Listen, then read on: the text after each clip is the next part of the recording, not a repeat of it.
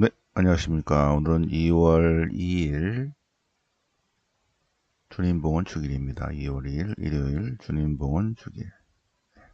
그래서 오늘 주님봉헌 축일 맞아서 일독서는 말라기서 3장, 시편은 시편 24편,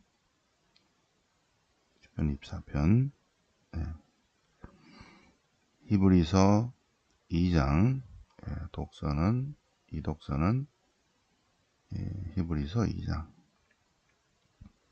복음은 주님 봉헌 루카복음 2장입니다. 다 봉헌에 관한 내용이죠. 그죠? 봉헌이 뭐다? 참된 봉헌은 뭐다? 주님께 대한 봉헌이죠. 봉헌은 원래 하느님의 것을 하느님께 되돌려드리는 행위. 이게 봉헌이에요. 봉헌이 뭐다? 원래 하느님 거예요. 원래 하느님 거를, 원래 하느님의 것을 하느님께로 되돌려드리는 행위. 이것이 봉헌이다. 나한테 있는 남는 거를 조금 띄워주는 것이 아니라, 남는 거를 조금 주님께 띄워준 것이 아니라 원래 하느님의 것을 하느님께 되돌려드리는 행위. 이것이 참된 봉헌이다. 그래서 말라기서, 히브리서, 또 루카복음 보겠습니다. 네. 자, 말라기서를 보기 위해서 우선 예언서를 보면 왼쪽으로 예언서, 아모스서, 호세아서, 아모스, 호세아, 이사야, 미카, 나훔, 스바냐, 예레미야, 하박국. 최초의 작가 예언자는 아모스. 760년 엘리야 예언자죠. 그죠? 엘리야 예언자, 엘리사 예언자인데 엘리야 예언서는 없어요. 엘리사 예언서는 없고 아모스 예언서는 있어. 아모스 예언서 쭉 있고 맨 마지막이 요엘입니다. 요엘. 그리고 요엘 바로 전이 오늘 공부하는 말라키예요. 말라키. 자, 말라키 예언서의 역사적 배경을 보면 538년에 바빌론 유배에서 돌아와요. 538년에. 그리고 515년에 제2성전을 완공합니다. 제2성전은 이때 이제 왕이 없는 시대니까 사제 중심의 공동체고, 자, 제사 지내러 오세요. 그런데 와, 안 와? 안 와. 안 오니까 안 되겠다. 그래서 하나님께서 말라키 예언자를 보내십니다. 말라키 예언자. 말라키 주에서를 보세요. 말라키서는 예언서를 마감한다고 그랬는데 이거를 주에서를 쓴 사람은 그냥 이 역사적 배경을 모르고 있는 거 있죠. 그죠? 맨 끝에 있다고 마감한 건 아니잖아. 그죠? 예언서 전체를 마감한다. 맨 끝에 있다. 뭐 그 얘기인데 그런 건 아니고. 그죠? 자, 말라키 예언자의 활동은 마이너스 450이에요. 마이너스 450.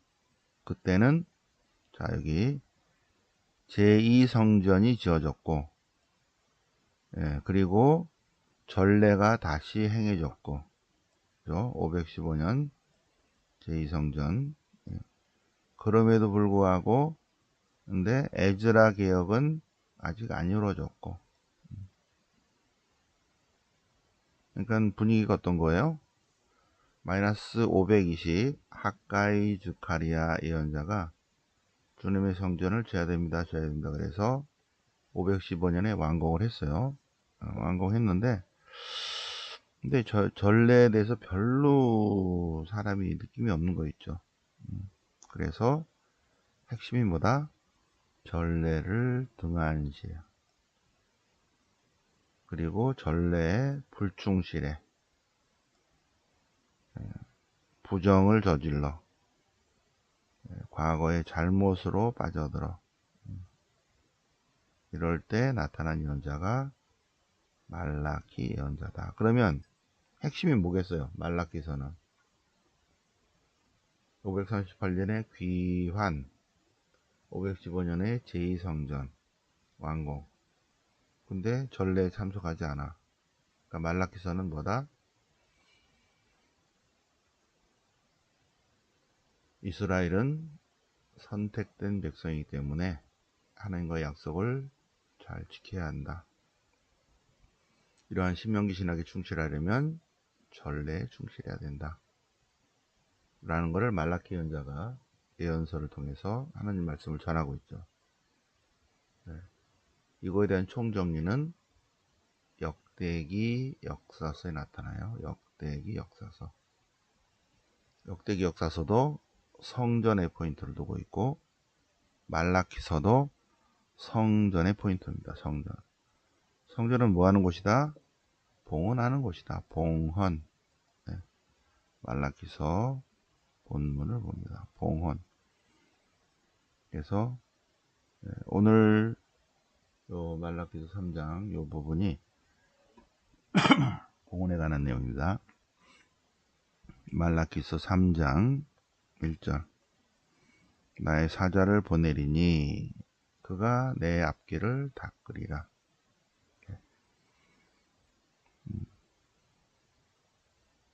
그러면 그는 레위의 자손들을 깨끗하게 하고, 그래서 어떻게?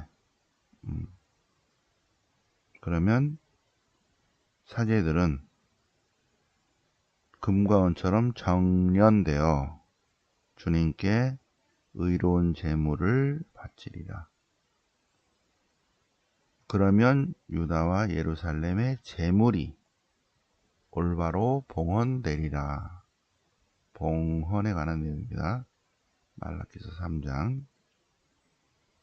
이제 그분이 오셔서 새로운 하나님 백성 이스라엘을 축성하면 새로운 하나님 백성 공동체는 올바른 제물을 주님께 봉헌하리라. 그 예언입니다. 그러한 예언이. 그러면서 말라키서 3장 6절이야. 올바른 식물 11조와 예물 봉헌. 너네들 왜 이렇게 하느님을 약탈해? 응? 어떻게 사람이 하느님을 약탈할 수 있지? 그런데도 어떻게 저희가 주님을 약탈합니까? 노노노노 11조와 예물이 아니냐. 온 백성이 하느님께 내야 할 11조, 하느님께 봉헌해야 할 재물을 약탈하고 있다. 너희는 11조를 주님의 집에 봉헌해라. 그리고 나서 나를 시험해 보라. 내가 하늘의 창문을 열고 하늘의 보물 창고를 열고 너에게 복을 주나 안 주나 한번 시험해 보라. 한번 해보라니까? 안 해? 안 하니까 복을 못 받지. 내가 하늘의 창문을 열고 너희에게 하늘의 은총과 축복을 쏟아 붓나 안 붓나 해보라. 네, 시험해보라. 근데 봉헌도 안 하니까 받지도 못하죠. 그죠? 올바른 재물 봉헌에 관한 내용입니다. 맨 마지막 보면요. 맨 마지막에 보면 말라키서 맨 마지막인데요. 보라, 그날이 오면 엘리야를 보내리라. 예, 그러면 그가 하느님을 등지고 있던 모든 마인드를 하느님께로 돌리리라. 예, 새로운 시대를 향해서 메시아에 관한 예언. 그분이 오신다. 그분이 오시기 전에 엘리야가 오리라. 엘리야는 주님을 맞이할 준비를 하게 하리라. 말라키서 맨 마지막에 있는 내용이에요. 네. 자, 여기서 많이 듣던 내용이죠. 네. 시편 볼까요? 시편. 자, 시편 24편. 시편 24편. 주님께서 성전으로 들어오신다. 그 얘기입니다. 7, 8, 90 요게 오늘 시편입니다. 성문들아 머리를 들어라. 오랜문들아 일어나라. 일어섰. 왜? 주님께서 들어오신다. 누가 주님이신가?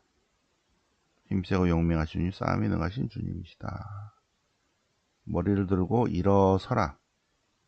일어서, 모두 일어서 주님께서 들어오신다. 예. 만군의 주님, 그분이야말로 임금, 참 임금이시다. 그래서 성전에 듭시는 주님. 예. 오늘 복음, 주님께서 들어오신다. 그분이 만군의 주님이시다. 임금님이시다. 왕 중의 왕이시다. 시편 24편. 자, 히브리서 마찬가지, 말라기서와 마찬가지로 히브리서, 말라기서는 마이너스 450년경에 전례에 참석하지 않는 백성들을 위해서 하나님 말씀을 전하고, 히브리서는 그러니까 플러스 100년경. 예. 히브리서는 여기 다시 볼까요? 성경 연대표. 연대표 헷갈리니까 이거 지워. 아모스 지우고 여기 다 지워. 자, 오른쪽을 보겠습니다. 오른쪽. 네. 자, 오른쪽은 파란색으로 해볼까요? 자, 예, 오른쪽 성경을 보면 제일 먼저 쓰여진 성경 테살로니가 1서 52년경에 테살로니가 1서, 갈라디아서, 고린도일서, 필리피서, 필레몬서, 고린도이서, 로마서, 바오로 7 친서. 그 다음은 공간복음, 마르코복음, 마테오복음, 루카복음과 사도행전. 이렇게 공간복음. 마르코는 70년 이전, 마테오, 루카는 80년에서 90년. 그래서 제가 이제 여기다 썼지만 80, 90, 100이에요. 80, 90, 100. 이게 바로 여기입니다. 여기 색깔을 다르게 할까요? 노란 걸로 할게요. 여기 요렇게 보이죠? 여기 네. 데살로니가에서, 콜로새서, 에페소서, 사목서관, 히브리서. 네, 콜로새서, 에페소서, 요런 순서예요. 왜냐하면 에페소서가 콜로새서를 베꼈으니까. 그러니까 콜로새서가 요게 오뎅이고 에페소서가 덴뿌라예요. 얘가 베낍니다. 에페소서가. 콜로새서, 에페소서 80년, 90년에 사목서관, 디모테오서, 티토서, 그 다음에 맨 마지막에 히브리서 100년경. 그냥 이게 80, 90, 100인데 그냥 한 줄로 제가 그냥 써놨어요. 한 줄로. 자, 그럼 100년경에 쓰인 히브리서. 예, 히브리서는 100년경에 쓰였다. 저자가 누구다? 바오로 전승인데 누군지 모른다. 자, 히브리서의 주요 신학. 히브리서 주요 신학은, 히브리서의 배경이 뭐라고요? 100년경에 전례에 충실하지 않는 사람들을 위해서 그리스도 예수님이야말로 얼마나 훌륭한, 성실하신, 자비로운, 성실한 새 계약의 대사제이신지 아십니까? 하는, 그리스도의 대사제직을 설명하는 그런 강론집입니다. 강론집. 근데 신약의 그리스도께서 과연 대사제이신가? 사제예요? 아니잖아. 레위 지파도 아니고 사제직을 한 번도 행하지도 않았고, 공생활 중에 한 번도 사제직을 행하지도 않았고, 임명받은 적도 없고 그랬는데 사제예요? 그럴 때 히브리서 저자가 신앙의 권태기를 맞은 당시의 독자들에게 그리스도 예수님의말로 참으로 자비로우신, 참으로 훌륭하신, 완전하신, 참되신, 영원하신 새 계약의 대사제이시다. 강론집입니다. 강론집. 편지가 아니라. 예수님은 사제 가문에 속하지도 않았고 율법에 따라서 사제로 임명된 적도 없고 명언상으로 한 번도 사제 직무를 수행하지 않으셨지만, 그러나 구약의 대사제직과 연결하면서 그리스도 예수님이야말로 참으로 영원한 대사제이시다. 영원한 대사제이시다. 어째 그러냐? 네. 어떻게 제사 지냈어요? 그럼요, 제사 지냈죠. 구약의 대사제는, 예, 구약의 대사제는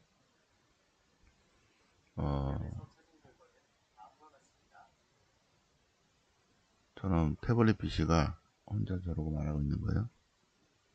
내가 말을 하니까.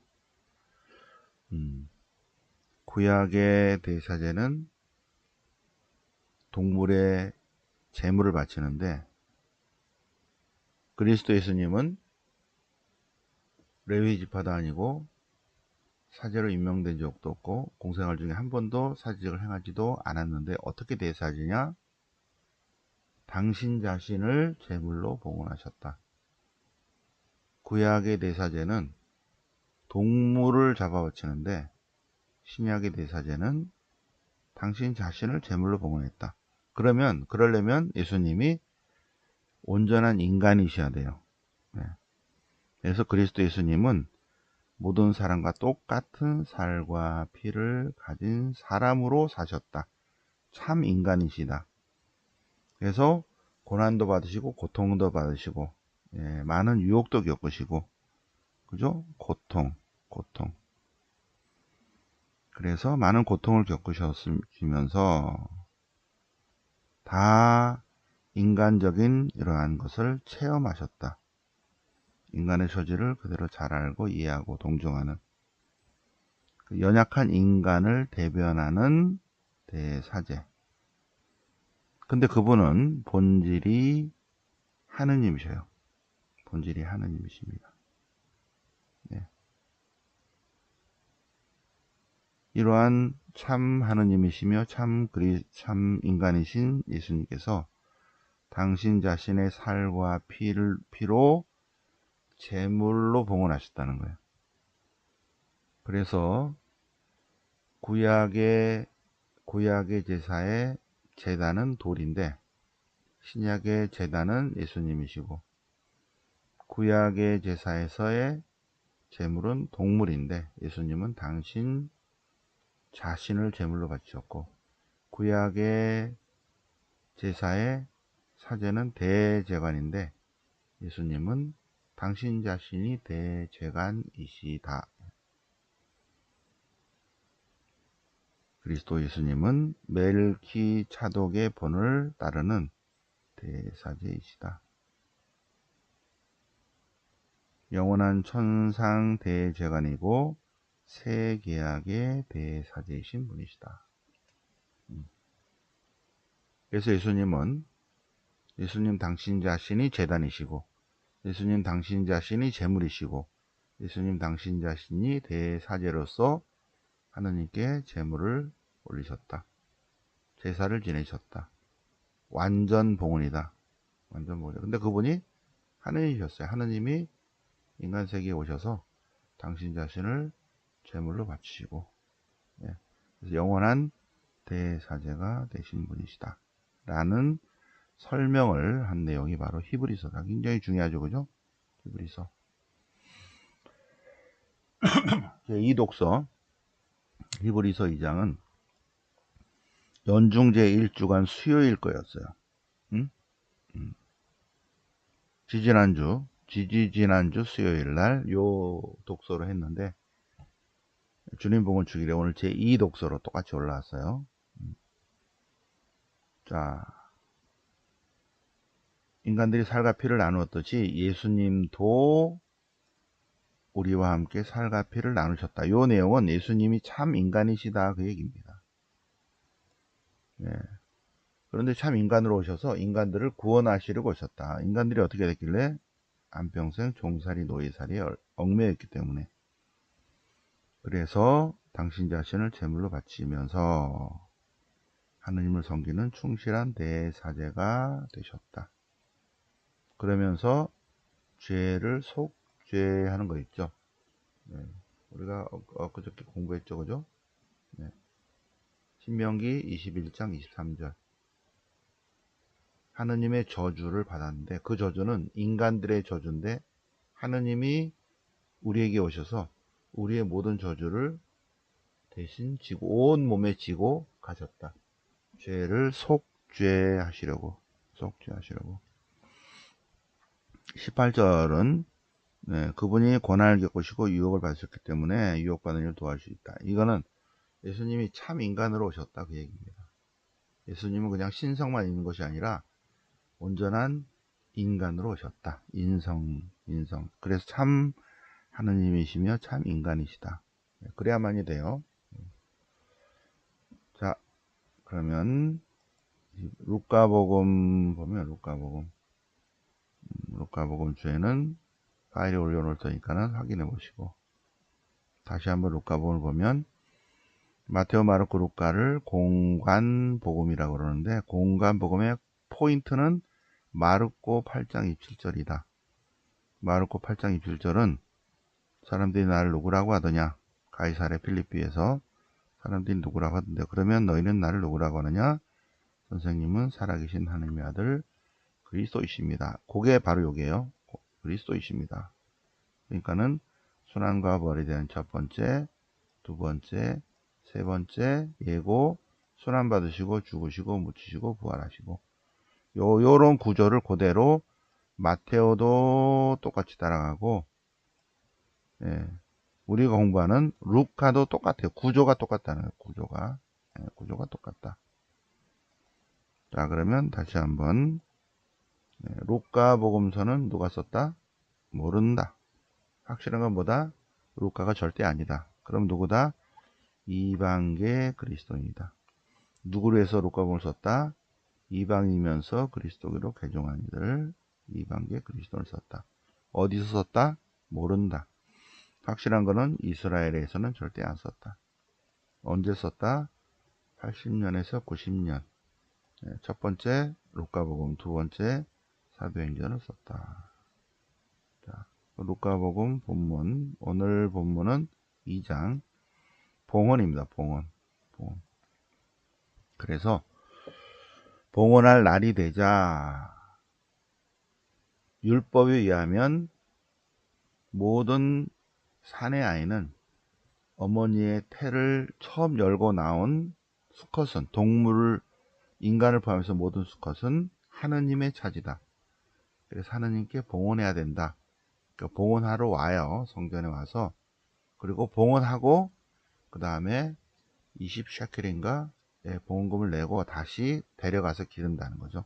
그 예식을 행하러 왔고 그 다음에 정결례를 치르러 왔습니다. 산모가 정결례를 치르러. 근데 산비둘기 한 쌍이나 집비둘기 두 마리는 가난한 사람이 봉헌하는 봉헌인 거 있죠. 그래서 성모님은 가난하셔가지고 가난한 자의 봉헌을 봉헌하신 거죠. 정결례를 치렀습니다. 두 가지 서로 다른 거예요. 근데 이 앞에 것이 봉헌이죠. 하느님의 차지를 하느님께 봉헌하는 봉헌 예식을 행했다는 것입니다.